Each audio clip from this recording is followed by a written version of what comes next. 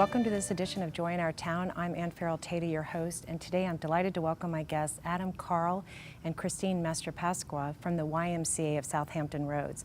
And our issue today is public safety, and our topic is water and swim safety, which is a perfect topic for this area. Thank you for joining us today. Thank you for having us. Adam, I'm going to start with you, and we know that the YMCA is a very large organization. Can you tell how it's sort of broken down in the Hampton Roads area? Sure. We have 18 locations in Southampton Roads, so we have locations as far south as the Outer Banks, and we have several in North Carolina, and then we have locations as far north as the Eastern Shore. And what is your job there? So my role is Director of Association Aquatics. So what I do, I work together with all of our aquatics directors, all of our staff to ensure aquatic safety and also make sure that programming, swim lessons, water aerobics, those things are all consistent, good quality. Well, and we know that this area has a lot of water around here, so can you talk a little bit about the importance of learning to swim and also water safety? Sure. You're exactly right. I mean, I think that's the thing we all need to realize. There's water around us everywhere we go. We're always around that water environment. And the best time when you think about when is it time to start focusing on water safety, when is it time to start learning about swimming safety, it's today. You don't get to pick and choose the day that there's going to be an aquatic emergency, whether that's a friend, a neighbor, or a loved one that may be in trouble. So, you need to prepare today, make sure that you're looking ahead, going over those skills, learning those best practices so that if something did happen, you'd be ready to act right away. That's so smart. And what about, can you talk about some safety or water tips or safety tips for swimming in the pool versus swimming in the ocean? Sure. When people think about those two environments, of course your pool is going to be that more controlled environment. You've got the clear water, you can see the bottom of the pool. Usually you're going to have a lifeguard that's on duty. Hopefully you're going to have parents that are supervising as well in a pool environment. So it's definitely a good place for people to get their start if they're not familiar with aquatic environments or just learn how to swim. Once you venture out into the ocean, you're looking at that dark water. It's more difficult to see if somebody's beneath the surface. If they're in trouble, you've got the waves, you've got currents. So you're dealing with a lot of different elements there that can be very risky. My advice to people if they're going out to the ocean and they're not very familiar with aquatic safety and they don't have a lot of swimming experience would be, go to a place where there is going to be a lifeguard, make sure that you have an adult there supervising and keeping an eye out, and then you really would look into wearing a Coast Guard approved flotation device, like a life jacket that fits you, that's the right size for you. That can be that extra layer of protection to make sure you stay safe. And when you're teaching these classes at the YMCA or the classes are being taught, do they ever teach out at the ocean or are all the lessons in the pool? Most of our lessons through the Y are at the facilities, so we do take field trips periodically and go out and explore the ocean and get exposure to those environments, but most of the lessons and things of that nature we teach on site at the facilities. Well, no one wants to hear about drowning, but unfortunately it does occur. Can you talk about some of the statistics about drowning and what parents can do to help prevent that tragedy? Sure. What we've seen probably over the last 10 years in the United States, the drowning rates have really flatlined. They've been about the same. So you're usually seeing about 3,500 drownings a year in the United States, and that would average out to about 10 a day. You'd like to see that number. That's a lot. It is a lot. And that's everything from bathtubs to the ocean to yes, lakes? Yes, anything of that nature. So we'd like to see that go down, of course. You'd like to see, we work with a lot of agencies, with schools, with churches, with other organizations to continue to try to raise awareness about aquatic safety. And those things that those parents can do is a lot of the things that we talked about. Supervision is critical, getting exposure to water safety, getting exposure to swim lessons, making sure, again, that if you're in an environment where you don't know how safe it is, that you take as many safety precautions and best practices as possible. And then whenever you can, wear a personal flotation device. And what is the age? What's the right age for kids to start taking lessons? For me, I would just say right away, as soon as you feel comfortable today. today. I like that. Today's the day. This afternoon. So, really for us as a Y, organizations are different. Everybody does something a little bit different, but we allow them to start taking lessons at 6 months of age. The parent with would be their parent? with the parent would be in the water with them at the same time. We call it parent-child classes. And then they can start taking lessons at age 3 where the parent does not have to get in the water and be there with them.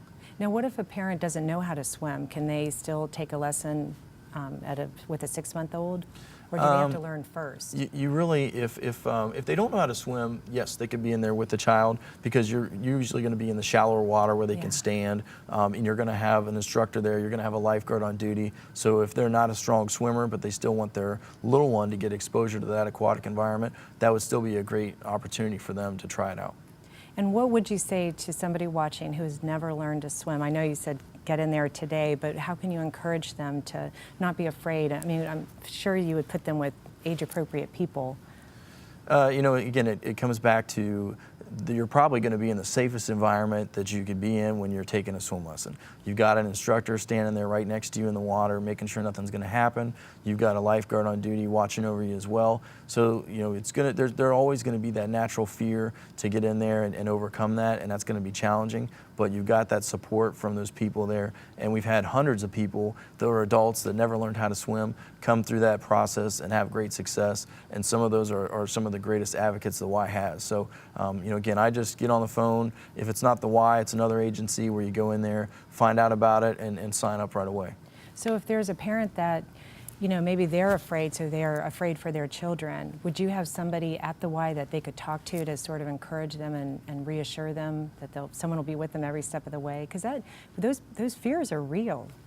Well, that's a great question. And most of the facilities, if we have a pool or if we have an aquatic facility on site, they're going to have an aquatics coordinator, an aquatics director, somebody that's leading those programs, you know, making sure that the quality is being delivered, making sure that safety is being provided. So that's who I would ask for when you talk to the staff or when you call those facilities.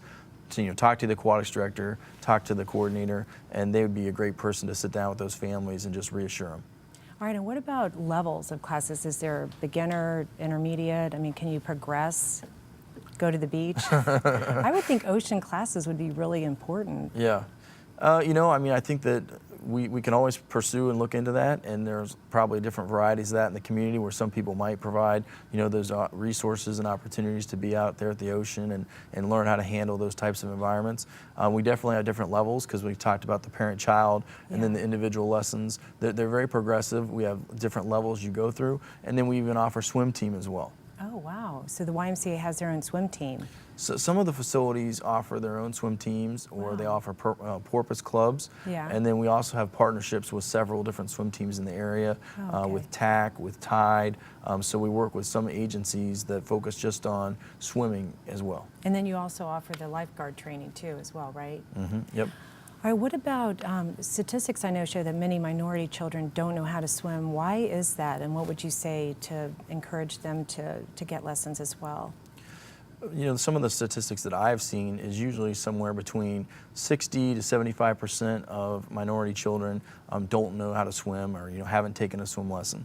And, you know, my own personal thoughts on that would be, you know, maybe their grandparents or their parents didn't have the opportunity, they didn't have access to participate in those things.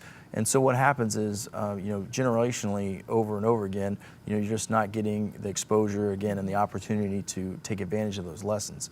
One stat I've also seen is, it's, you know, if you have a child and neither parent has ever taken swim lessons and they don't know how to swim, they only have about a 13% chance of actually knowing how to swim themselves. Right. So, you know, we're trying to break down those barriers at the Y. You know, part of our strategic plan is to, you know, be accessible to all regardless of their ability to pay. So we, you know, use our Open Doors program, which is our sliding fee scale financial assistance program. And about 1 out of every 3 people that we serve at the Y is receiving some kind of assistance. Oh, yeah. So, you know, we're trying to reach out to everybody, make it accessible to all, touch the lives of those people that maybe normally wouldn't get that type of opportunity. That's actually a good question too. Do you have to join the Y to be able to take lessons there? You don't have to be a member. I mean, they can take just the swim lessons if they want to just participate in that only, or if they want to come in and just take the lifeguard class. If somebody wants to look at, you know, doing that level of certification, they can do that and be a non-member.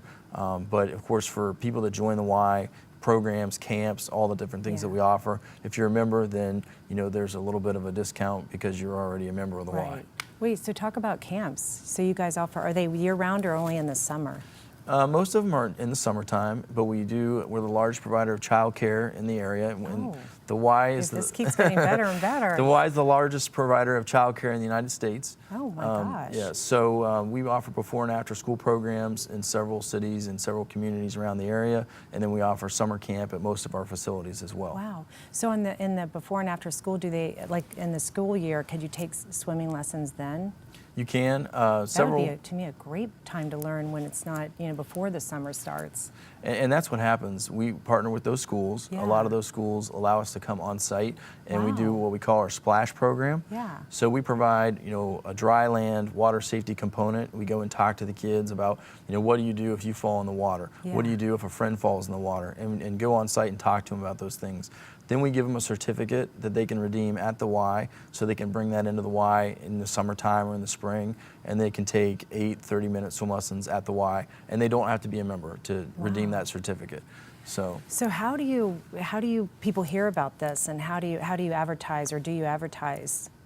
Is it in the school system, or Yes, do you do yes. it on the TV and radio? A little bit of everything. I mean, we have it online. We promote it in our facilities. The schools are very friendly as far as allowing us to set up tables when there's, the parent informational nights when kids are coming back to school. So we Yeah. usually have resources to say, the Y's here. We're doing after-school programming. So we try to get the word out as best we can. But I mean, this is another great opportunity to kind of let people know it's Yeah. available. And do you utilize volunteers, or are these all staff people that teach these, or how does that work? And if somebody wants to volunteer? Sure. Most of the sites that we have are licensed child care sites. So, these yeah. are certified staff. Again, most of them are degreed professionals Right. if they're working in those programs to meet the state licensing requirements.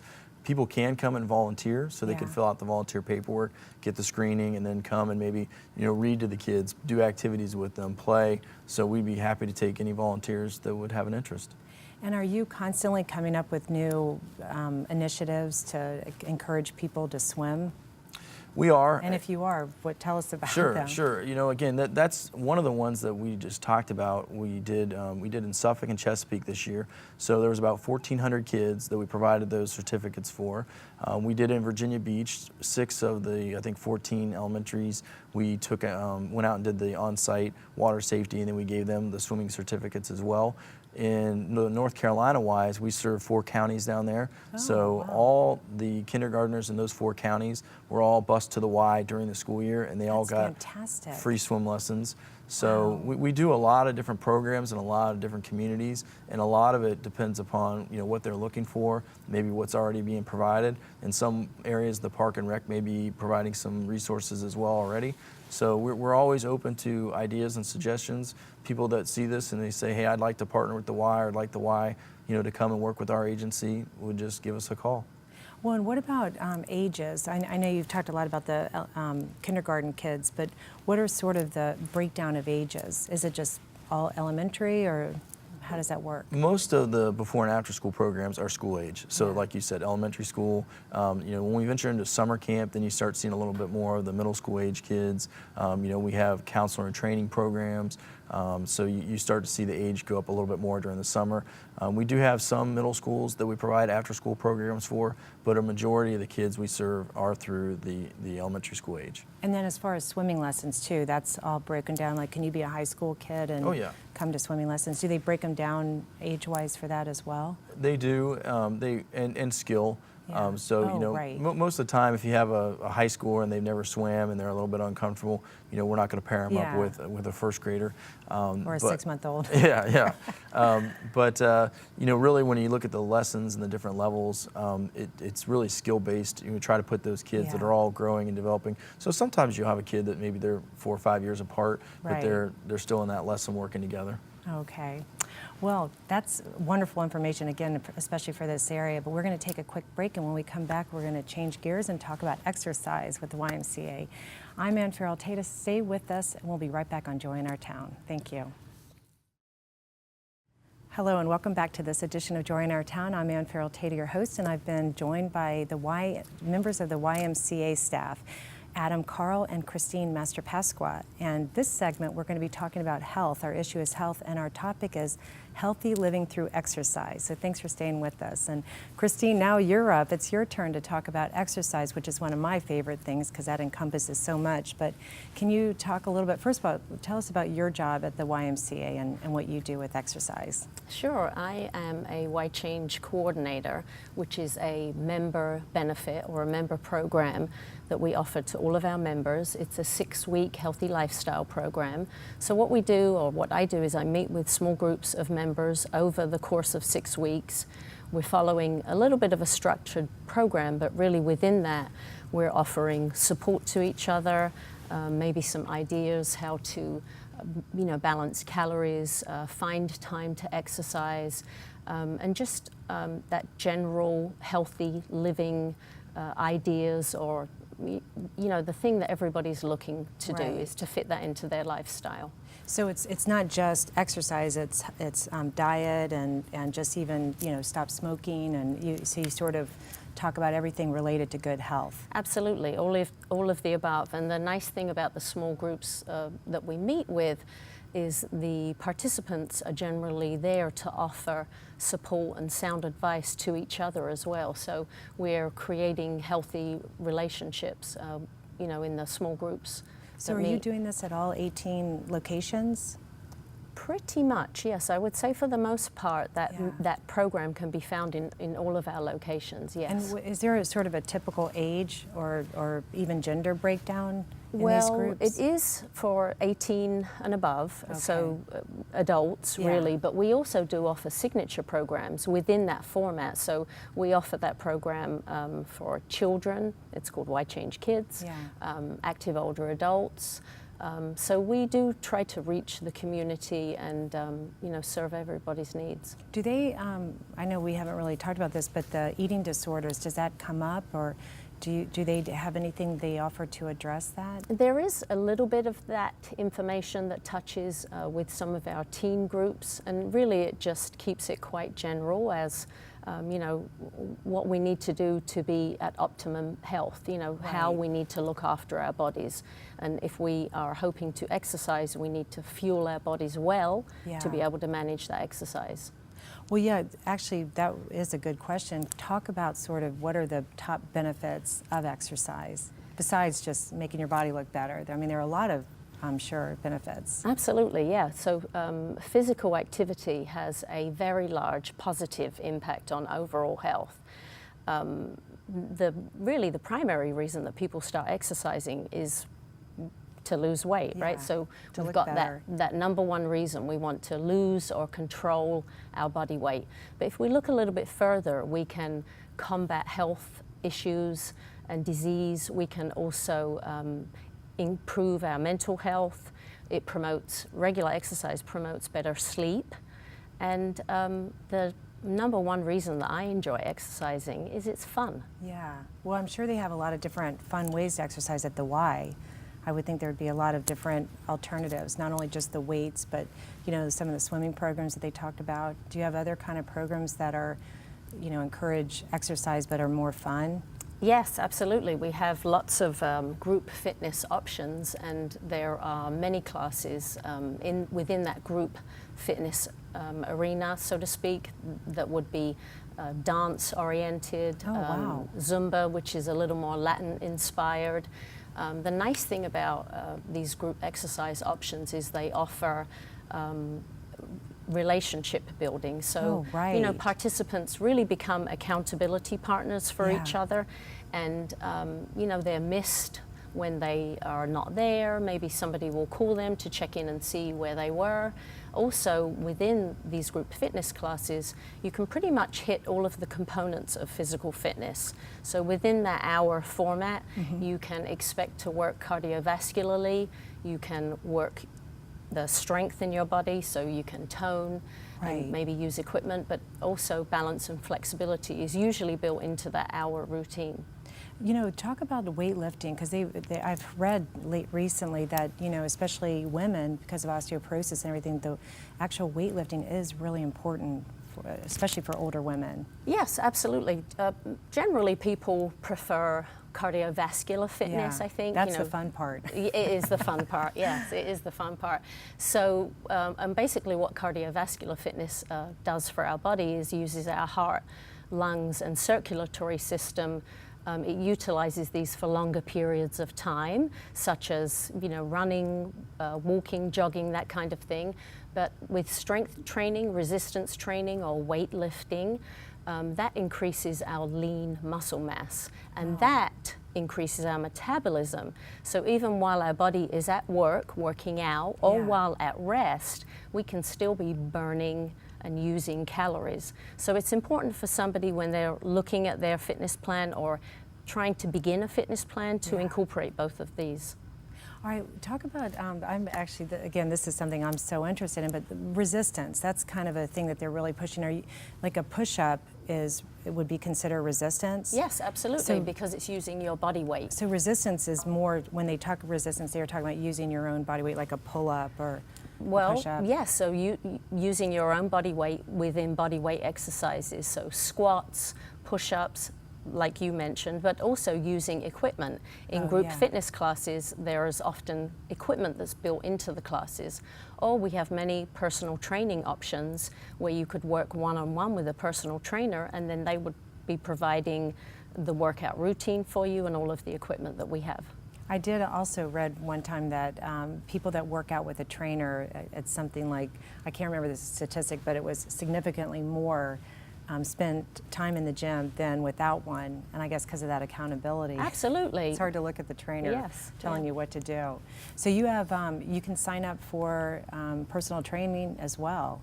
Yes, around all of our locations you can find a wide array of group fitness classes, family fitness, personal training options. Can you do groups? Can you do like 3 or 4 people with one trainer? Yes, you offer that as well? Yep, we sure do. We have, I can speak to a specific program that we have. It's called Women on Weights, where a personal trainer will work with a small group of women that are interested in doing just that, learning more about the fitness floor, how to use that equipment. Right, because it is intimidating when you walk into a gym and you see everyone seems to know what they're doing and know how to do it. So that's good you have somebody that will help take you around and teach you. Yes.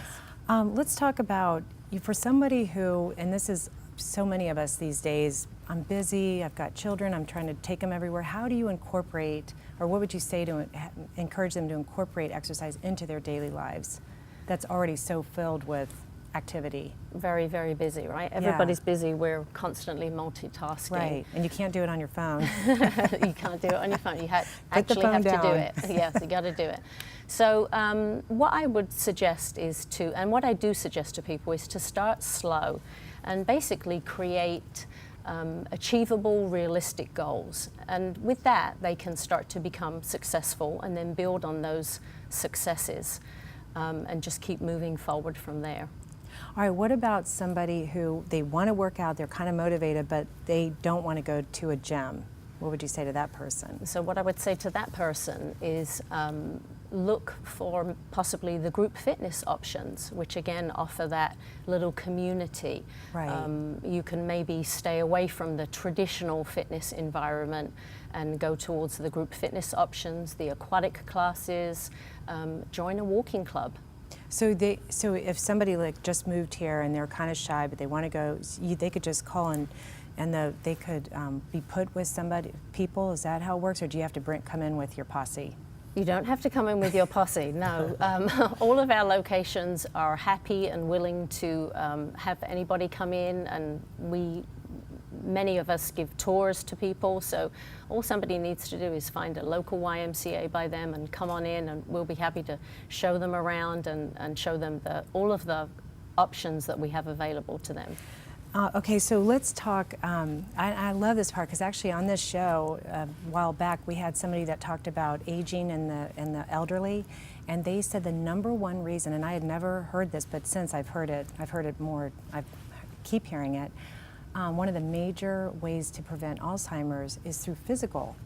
That's like the #1, more than doing crossword puzzles or the mental, it's physical exercise. Can you talk about sort of the mental benefits of exercise. Absolutely. There is evidence that CDC supported Yeah. that shows that regular physical activity can help keep our thinking, learning, and judgment skills sharp as we age. That is incredible. Isn't that great? So Yeah. all we need to do is either exercise aerobically Yeah. or, as we've been talking, create a mix of aerobic exercise and maybe strength or resistance training 3 to 5 times a week for between 30 and 60 minutes each time, and we can reap the rewards of those mental health benefits. All right, so what about in your groups? Do you have, like, what's the age?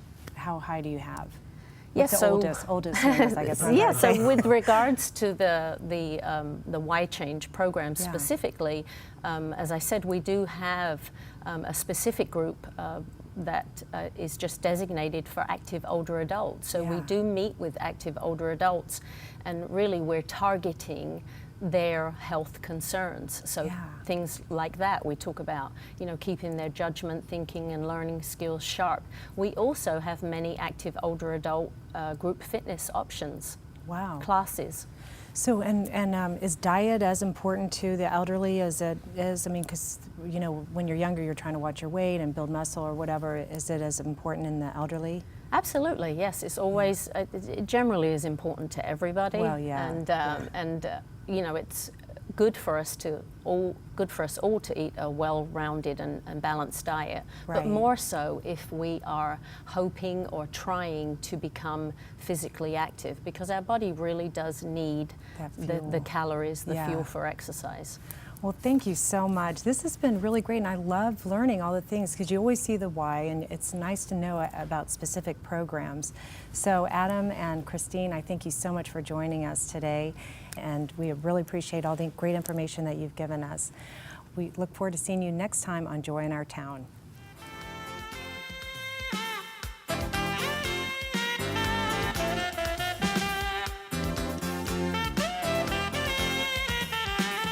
This program has been sponsored by the Trinity Broadcasting Network and made possible by your telethon dollars. Your continual support can keep Joy in Our Town brought to your home every day. So write Joy in Our Town, P.O. Box A, Santa Ana, California, 92711.